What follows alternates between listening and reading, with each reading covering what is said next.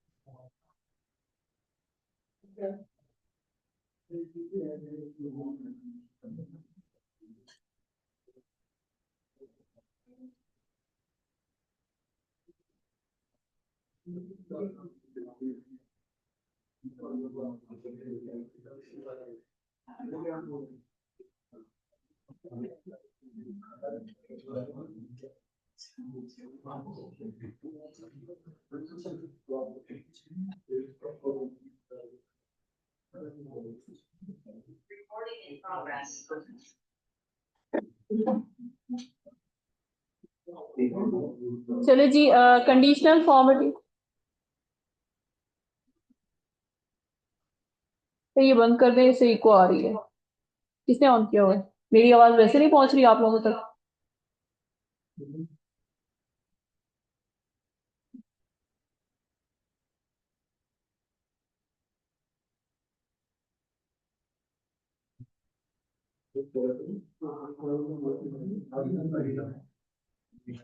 हो गया।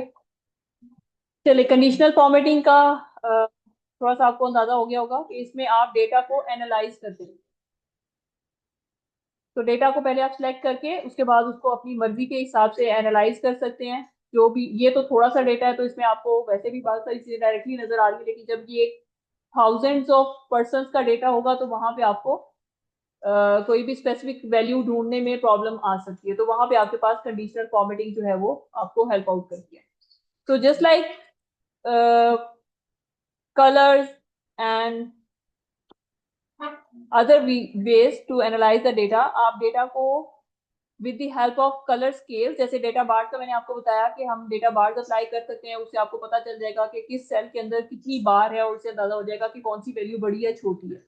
इसी तरह से you can also use the colour scales. Colour scales में जब हम अप्लाई करते हैं तो जो भी आपके डार्कर कलर्स होते हैं, that means those cells have the bigger values, और जो लाइटर कलर्स होते हैं that means those cells have the smaller values. तो इस तरह से भी आप अपने डेटा को डिफरेंशिएट कर सकते हैं। अपनी मर्जी के कलर स्केल्स अप्लाई कर सकते हैं, ठीक है। इसी तरह से you can also fill the cells with some icons. Icon से जब हम फिल करते हैं तो उसमें भी तीन आपके पास ऑप्शन यहाँ पे नजर आ रहे हैं। You can fill the cells with icons, और जब आप उसको फिल करेंगे तो कुछ सेल्स ऐसे हैं जिसपे आपके पास अपवर्ड का एरो आ रहा है, कुछ जो है उनपे toward left to right arrow आ रहा है, और एक कुछ ऐसे हैं जिनके ऊपर आपके पास डाउनवर्ड एरो आ रहा है। तो इसका मतलब ये है कि जो बड़ी वैल्यूज हैं उनमें आपके पास जो आइकन रिप्रेजेंट हो रहा है वो अलग शक्ल का है। जो मीडियम वैल्यूज हैं उनके अंदर आपके पास जो आइकन है वो थोड़ा सा मीडियम टाइप का है, और जो स्मॉलर वैल्यूज हैं उनके ऊपर आपके पास जो आइकन आएगा that will have a arrow toward the down. तो इससे आपको पता चल जाएगा कि जो सेल्स के अंदर डेटा है वो किस किस्म का है। तो ना सिर्फ डायरेक्शनल शेप्स की मदद से भी आप रिप्रेजेंट कर सकते हैं डेटा को। ग्रीन है तो इसका मतलब है कि बड़ी वैल्यू है, येलो है तो मतलब मीडियम वैल्यू है, रेड का मतलब ये है कि स्मॉलर वैल्यूज हैं। और इसी तरह से इंडिकेटर्स की मदद से भी आप, जैसे green flag, red flag, yellow flag की आजकल टर्म चल रही है, तो green flag means the bigger values, yellow flag means the medium values, and red flag means the smaller values. तो इस तरह से आप डेटा को अपनी मर्जी की उसके ऊपर लेबलिंग कर सकते हैं, उसको आइकन्स के साथ, बार्स के साथ, कलर्स के साथ रिप्रेजेंट कर सकते हैं। तो आपको बार बार देखने की जरूरत नहीं पड़ेगी कौन सी वैल्यूज हैं, वो कौन से एरिया में बड़ी वैल्यूज हैं, कौन से सब्जेक्ट्स में ज्यादा वैल्यूज हैं या ज्यादा नंबर्स हैं। तो इस तरह से आप डेटा को with the help of these tools analyse कर सकते हैं। After conditional formatting, we have the option to analyze the data or format the data as table. अभी अगर आप देखें तो यहाँ पे आपको ये सिर्फ एक स्प्रेडशीट नजर आएगी जिसमें कोई भी बाउंड्री नहीं है। जहां पे भी मैंने डेटा एंटर कर दिया, इसके इर्द गिर्द कोई बाउंड्री नहीं है जिससे ये पता चल सके कि ये कोई टेबल है। अभी मेरी टेबल का साइज जो है वो पूरी इस शीट के ऊपर है। But if I apply the table formation, मैं अपने डेटा के ऊपर अगर टेबल की फॉर्मेशन अप्लाई करूं तो उससे क्या होगा, when I apply the table to this data, तो उसके बाद आप देख सकते हैं कि जब मैंने इसको एक टेबल के तौर पे हैंडल करने की कोशिश किया, इसको फॉर्मेट किया एक टेबल के तौर पे, तो अब मेरे पास ये पूरा जो एरिया है जिसमें मेरा डेटा एंटर था, जिसको मैंने सिलेक्ट किया, उसके इर्द गिर्द एक तो सॉलिड बाउंड्री आ गई है, उसके साथ साथ मेरे पास यहाँ पे कुछ एरोज भी आ गए हैं जो कि हर कॉलम के टॉप के ऊपर मौजूद है। इससे मैं क्या कर सकती हूँ, इससे मैं इस टेबल के अंदर मौजूद डेटा को फर्दर एनालाइज कर सकती हूँ। फॉर एग्जाम्पल, फर्स्ट कॉलम जो है इसके अंदर मेरे पास टेक्स्ट की शक्ल में डेटा है, तो यहाँ पे जब मैं इसको क्लिक करूंगी, now I can sort the data in this table, in this column, from A to G और फ्रॉम जी टू ए। तो इसका मतलब ये है कि अब यहाँ पे जो भी डेटा होगा, ये तो सिर्फ 9-10 स्टूडेंट्स का डेटा है, जब ये हजारों की तादाद में होगा और फिर मुझे जरूरत पड़ेगी कि मैं इनको अल्फाबेटिकल ऑर्डर में पुट करूँ, तो वहां पे मैं डायरेक्टली इस कॉलम के ऊपर जो मेरे पास एरो हेड आ रहा है उसके ऊपर जाके इस डेटा को सॉर्ट कर सकती हूँ in the alphabetical order. For example, if I, मेरा ख्याल है कि इस वक्त सॉर्टेड नहीं है, सो जब मैंने इसको सॉर्ट किया तो now you can see the name with the alphabet A, then name with the alphabet B and name with the alphabet D, E, H, U, N.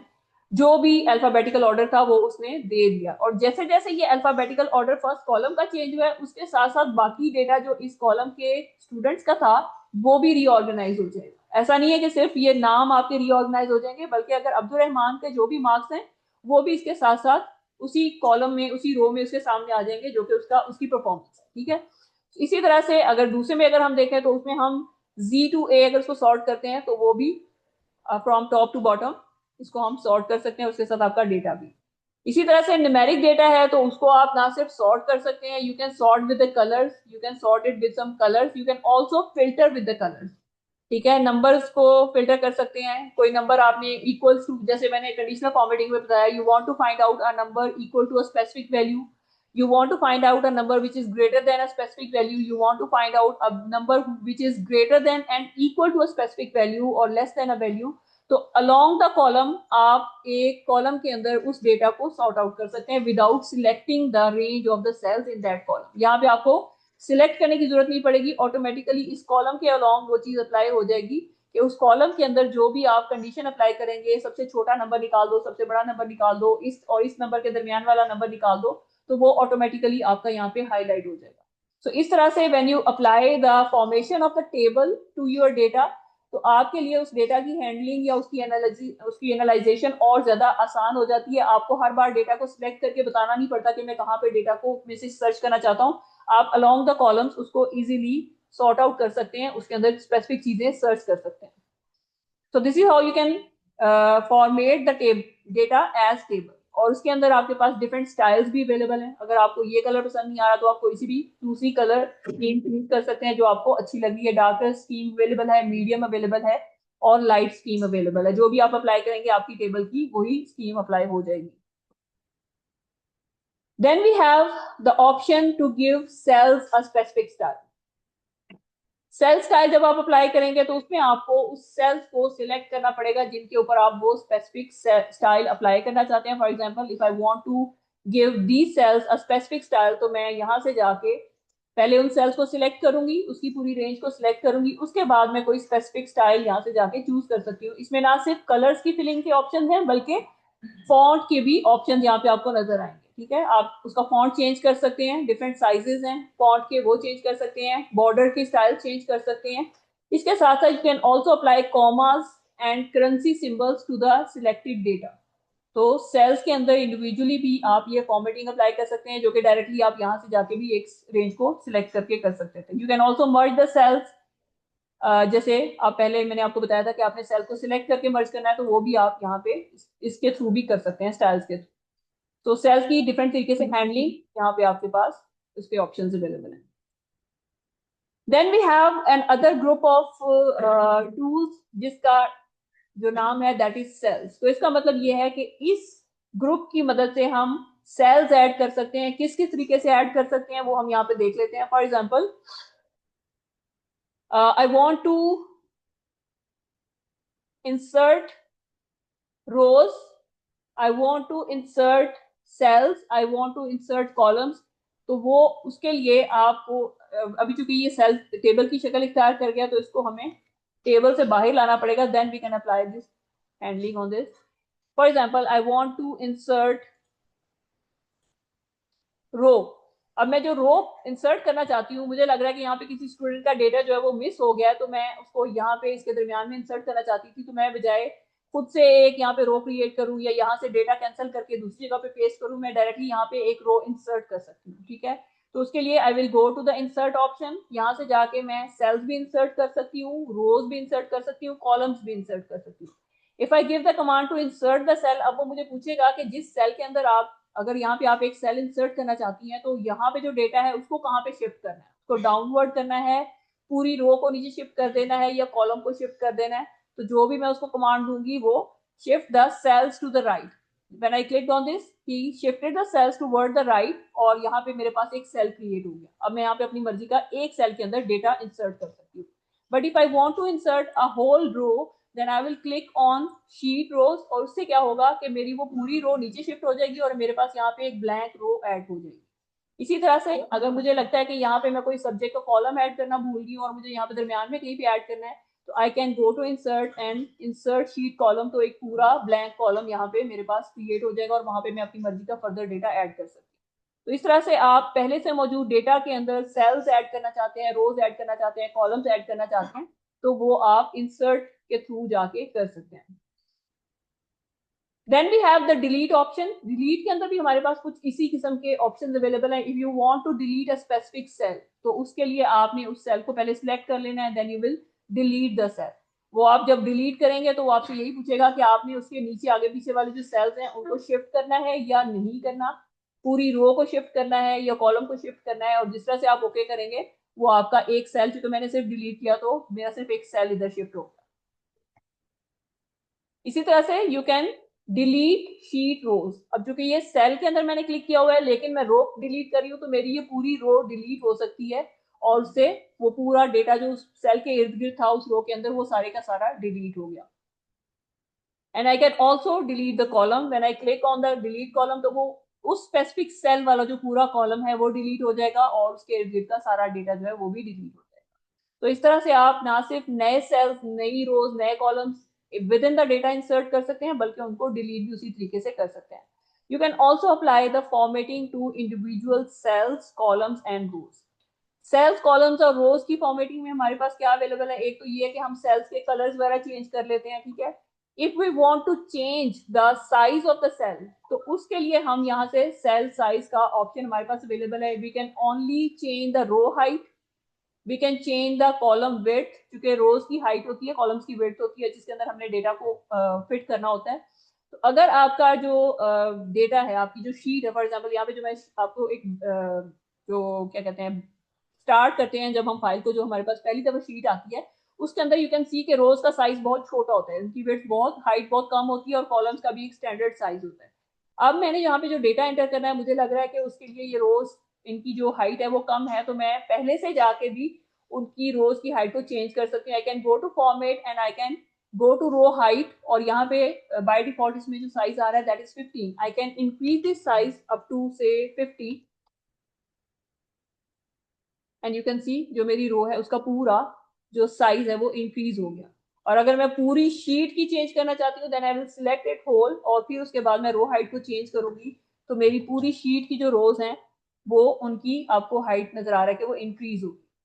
तो इस तरह से अगर आपको पहले से पता है कि आपका जो डेटा है उसका साइज बड़ा होने वाला है, आपने पिक्चर्स इंसर्ट करनी है. अक्सर आपने देखा होगा टेबल्स के अंदर पिक्चर्स होती हैं. ठीक है, अगर किसी स्टूडेंट्स का डेटा है, एम्प्लॉयज का डेटा है, उसके साथ हमने उनकी पिक्चर्स भी इंसर्ट करनी है, तो पिक्चर के लिए वो जो इनिशियली हमारे पास रो हाइट थी वो बहुत कम थी, तो वहां पे हम रो हाइट को अपनी मर्जी से इंक्रीज करके पिक्चर का साइज देके, जो भी आपको पिक्चर का साइज उन्होंने कहा हुआ है ऐड करने का, उस साइज की आप रो हाइट भी क्रिएट कर सकते हैं, कॉलम की विड्थ क्रिएट कर सकते हैं, and then you can put the data according to your requirement, जिस साइज का आपका डेटा है.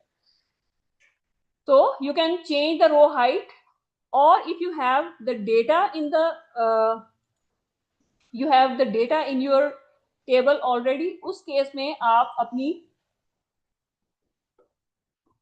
रोज को ऑटो फिट भी कर सकते हैं। ऑटो फिट करने से क्या होगा कि जो आपके डेटा का साइज होगा उसके हिसाब से रोज की हाइट ऑटोमेटिकली एडजस्ट हो जाएगी। ठीक है, अब यहाँ पे मैंने उसको नहीं बताया कि किसका करना है किसका नहीं करना, उसने ऑटोमेटिकली यहाँ पे चूंकि इस एक रो के अंदर हमारे पास कुछ डेटा ऐसा था जिसका साइज बड़ा था, तो उसने उसकी हाइट को चेंज नहीं किया, जबकि बाकी सारी रोज के अंदर जो डेटा था उसका साइज छोटा था, तो ऑटोमेटिकली उन सबका साइज एडजस्ट हो गया। इसी तरह से you can change the column width, आप अपनी मर्जी की कॉलम विड्थ दे सकते हैं। ठीक है, आप उसको 50 तक ले कर लें तो आपकी कॉलम विड्थ इंक्रीज हो जाएगी।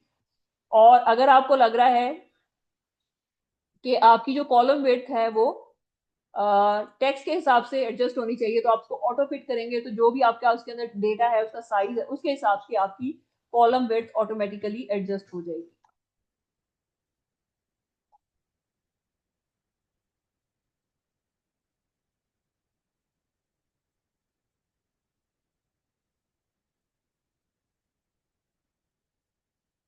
तो इंसर्ट, डिलीट एंड फॉर्मेट, ये आपके काम आते हैं जब आपने सेल्स, कॉलम्स और रोज इंसर्ट करने हैं, डिलीट करने हैं या उनको फर्दर चेंज करना है। ठीक है, तो उसमें आपके, इसके अलावा यहाँ पे आपके पास फर्दर कुछ ऑप्शन हैं जो कि प्रोटेक्शन के भी हैं। प्रोटेक्शन के लिए आप क्या कर सकते हैं, you can protect your sheet.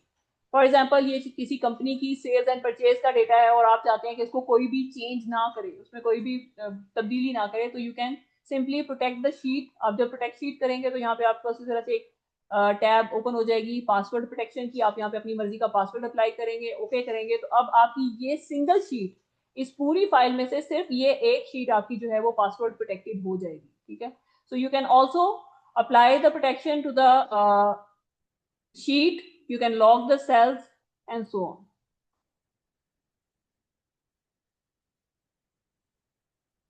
Then we have the next group of buttons which is related to editing. Editing में आपके पास क्या क्या ऑप्शंस अवेलेबल हैं। एडिटिंग में चूंकि हमारा ये न्यूमेरिक डेटा है, तो एडिटिंग में हम डेटा को सम कर सकते हैं, एवरेज ले सकते हैं, we can count the numbers, you can find out the maximum value out of a range of cells, you can found the minimum value, और इसके अलावा we have the option to apply more function.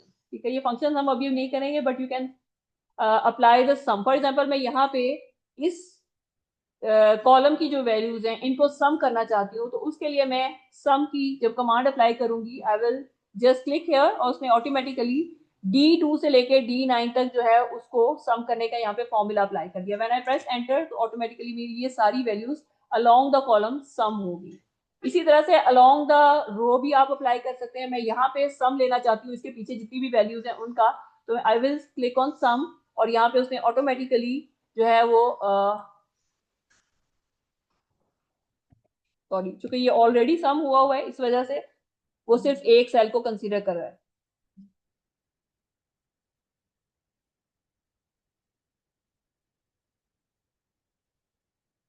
For example we have some values here, हमने यहाँ पे भी कुछ values insert कर दी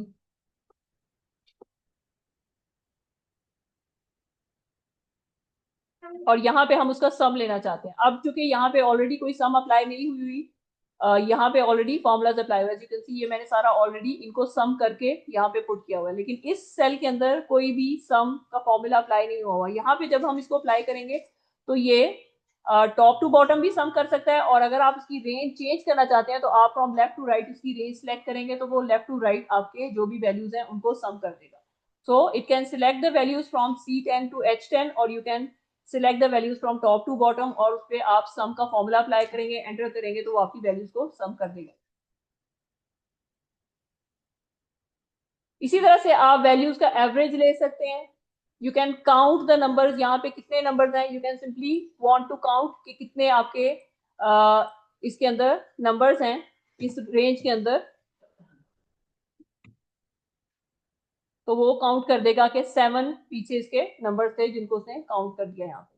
similarly you can find out the maximum value out of the range, और आप मैक्सिमम पे क्लिक करेंगे, एंटर करेंगे तो वो जो भी इसमें मैक्सिमम वैल्यू होगी इस पूरी रेंज के अंदर वो आपको सिलेक्ट करके दे देगा। तो टॉप टू बॉटम भी और लेफ्ट टू राइट भी आप ये चीजें अप्लाई कर सकते हैं।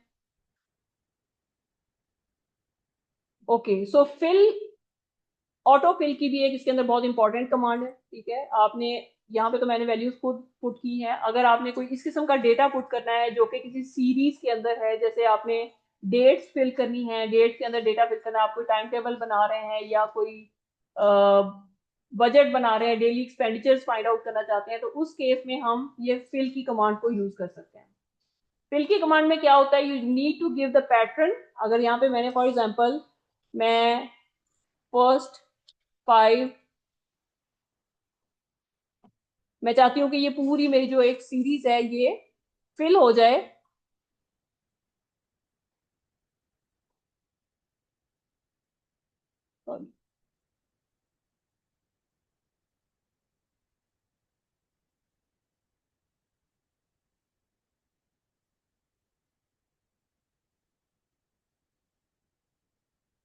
Okay, so that was, this fill command is used to fill the similar values from down to the right, up और left। आप कोई नंबर दे के उसके ऊपर या उसके नीचे, उसके लेफ्ट या राइट में अगर सिमिलर वैल्यूज फिल करना चाहते हैं तो आप इस कमांड को यूज कर सकते हैं। If you want to fill the series, जैसे ये सीरीज मैंने फिल की है, तो आप ये सीरीज वाले ऑप्शन को क्लिक करेंगे, ठीक है। जैसे यहाँ पे 1 है, यहाँ पे 2 है।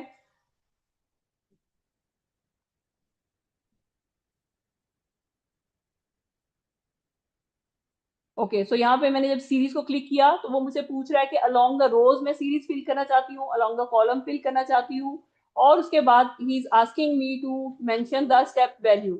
तो स्टेप वैल्यू मैंने चूंकि ऑलरेडी 1 सेलेक्ट की हुई है तो ऑटोमेटिकली वो इस पूरी सीरीज को 1 स्टेप वैल्यू से फिल कर देगा, ठीक है। आप इसके अलावा भी फिल कर सकते हैं, 4 है, और यहाँ पे मैं एक रेंज सिलेक्ट करके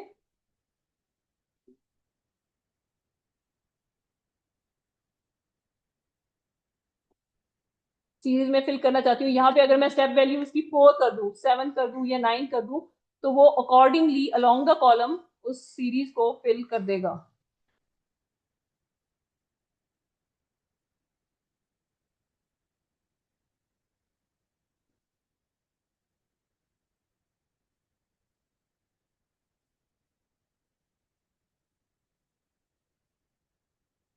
ओके, तो I just put first number and then selected the range, और उसके बाद मैंने फिल पे जाके सीरीज के अंदर क्लिक किया और उसको बताया कि मैं स्टेप वैल्यू कितनी रखना चाहती हूँ।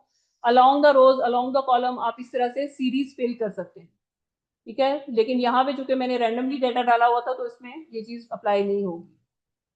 So you can apply some mathematical things. You can apply sum, average. You can count the numbers, take maximum or minimum from selected area।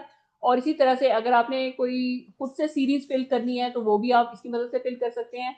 Then you can clear something. You want to clear something. You want to clear the formatting. You want to clear the content, या सब कुछ ही आप clear करना चाहते हैं तो वो भी आप with the help of this button apply कर सकते हैं। अब यहाँ पे फॉर्मेटिंग तो हमने सिर्फ इस रो में अप्लाई की हुई है, ठीक है। इस रो के अंदर अगर हम देखें तो यहाँ पे हमने फॉर्मेटिंग अप्लाई की हुई है। अगर मैं क्लियर ऑल करूंगी तो इसमें से फॉर्मेटिंग और टेक्स्ट दोनों इरेज हो जाएंगे। अगर मैं क्लियर फॉर्मेट करूंगी तो सिर्फ फॉर्मेटिंग क्लियर हो जाएगी, टेक्स्ट एज इट इज रह जाएगा, ठीक है। और इसी तरह से क्लियर कंटेंट करूंगी तो सारा कुछ इसमें से रिमूव हो जाएगा, फॉर्मेटिंग भी रिमूव हो जाएगी और टेक्स्ट भी उसके अंदर से रिमूव हो जाएगा। तो अगर आपने टेबल के अंदर कोई स्पेसिफिक फॉर्मेटिंग रिमूव करनी है, स्पेशली वहां पे ये यूज करते हैं आप इसको, और इसकी मदद से आप डिफरेंट वेज में अपने सेल्स को क्लियर कर सकते हैं। Then we have the option to sort and filter. Sort and filter का ऑप्शन उसी तरह से काम करता है जिस तरह से मैंने आपको टेबल के अंदर बताया था। You can sort the data, you can sort from A to Z, sort from Z to A, or you can apply some custom sorting। और इसी तरह से आप डेटा को फिल्टर भी कर सकते हैं। फिल्टर की जब आप कमांड देंगे तो आपके पास सारे जो भी कॉलम्स हैं जिनके अंदर टेक्स्ट था उसके ऊपर आपके पास वही एरोज अपीयर हो जाएंगे। Now you can filter the numbers. कोई स्पेसिफिक नंबर आपने फिल्टर करना है जो किसी नंबर के बराबर उसकी वैल्यू है, किसी वैल्यू से ग्रेटर देन नंबर को फिल्टर करना है, लेस देन और इक्वल टू करना है, तो आप उस पूरी शीट के अंदर से specific type of data along the column filter out कर सकते हैं।